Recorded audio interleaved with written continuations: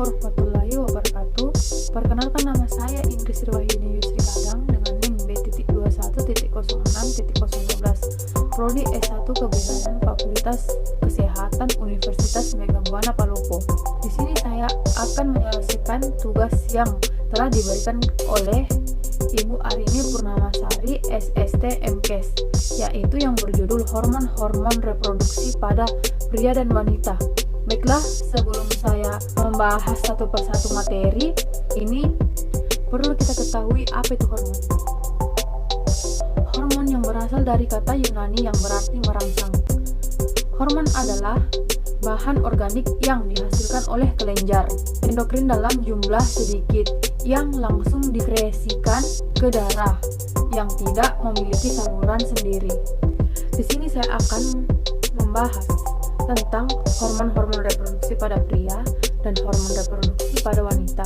Baiklah, saya akan membahas satu persatu bagian-bagian dari kedua hormon reproduksi tersebut, yaitu hormon reproduksi pada pria. Yang pertama, hormon gonadotropin. Saat anak laki-laki memasuki masa pubertas, tubuhnya akan memproduksi lebih banyak hormon gonadotropin. Hormon ini dihasilkan oleh kelenjar hipotalamus pada otak, menaikkan hormon gonadotropin, kemudian akan merangsang produksi hormon luteinizing, hormon dan hormon perangsang folikel atau follicle stimulating hormone yang dihasilkan oleh kelenjar. Yang kedua ada hormon FSH atau follicle stimulating hormone. Hormon ini sangat penting agar organ reproduksi pada pria dapat menghasilkan sperma. Setiap hari reproduksi sperma yang dihasilkan bisa mencapai 300 juta dengan masa menentukan tiap sperma sekitar 56 sampai 75 hari. Yang ketiga, luteinizing hormone atau LH. Saat hormon ini dilepaskan ke dalam darah, akan terjadi reproduksi dan pelepasan hormon testosteron sebagai hormon utama pada pria. Hormon testosteron. Produksi testosteron pada masa pubertas memicu berbagai perubahan fisik seperti pembesaran testis dan skrotum, penis yang semakin memanjang, suara yang semakin berat, serta tumbuhnya rambut di sekitar alat kelamin, wajah, dan ketiak. Sebagai remaja lelaki juga mengalami penambahan berat badan dan tinggi badan yang signifikan setelah memasuki masa pubertas. Testosteron juga akan memengaruhi massa tulang dan gairah seksual. Dan sekarang memasuki hormon reproduksi pada wanita, yaitu 1. Gonadotropin releasing hormone atau GnRH. GnRH merupakan hormon yang direproduksi oleh hipotalamus di otak.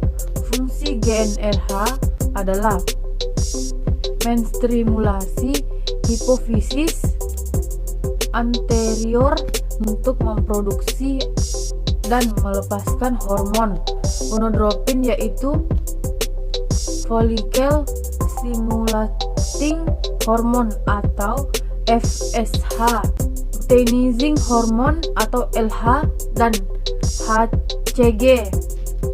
Follicle stimulating hormone atau FSH merupakan hormon gonadotropin yang diproduksi pada sel-sel basal hipofisis anterior sebagai respon terhadap GnRH yang berfungsi dalam pertumbuhan dan pematangan granulosa di ovarium wanita.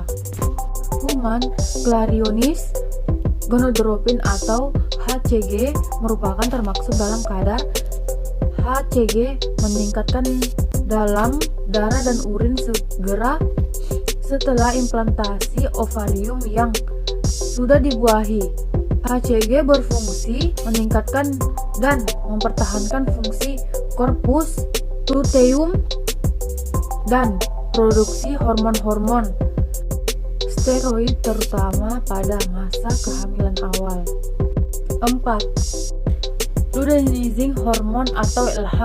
Hormon ini diproduksi di sel-sel kromofob hipofisis anterior.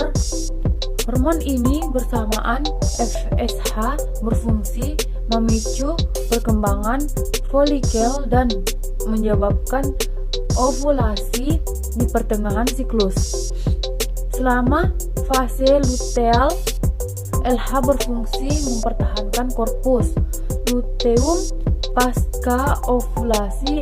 LH terkait pada membran plasma yang spesifik dan menstimulasi progesteron oleh sel korpus luteum.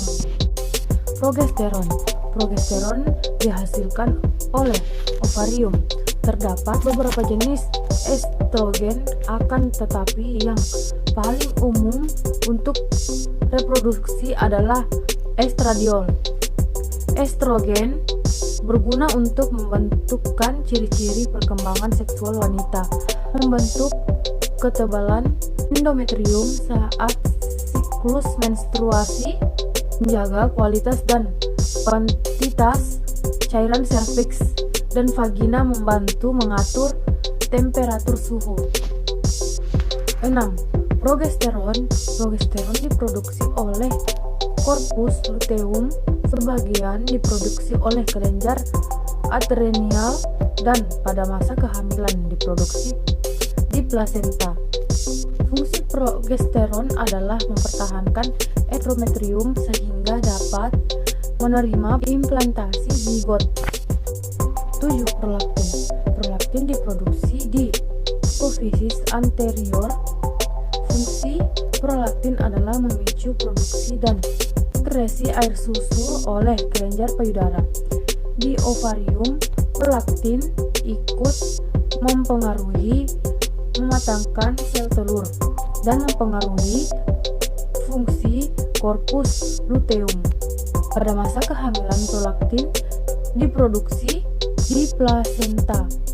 Prolaktin memiliki efek inhibisi terhadap GnRH hipotalamus sehingga jika berlebihan dapat terjadi gangguan pematangan folikel, gangguan ovulasi, dan gangguan menstruasi berupa anemore. Sekian dan terima kasih. Bila ada tutur kata yang salah mohon dimaafkan.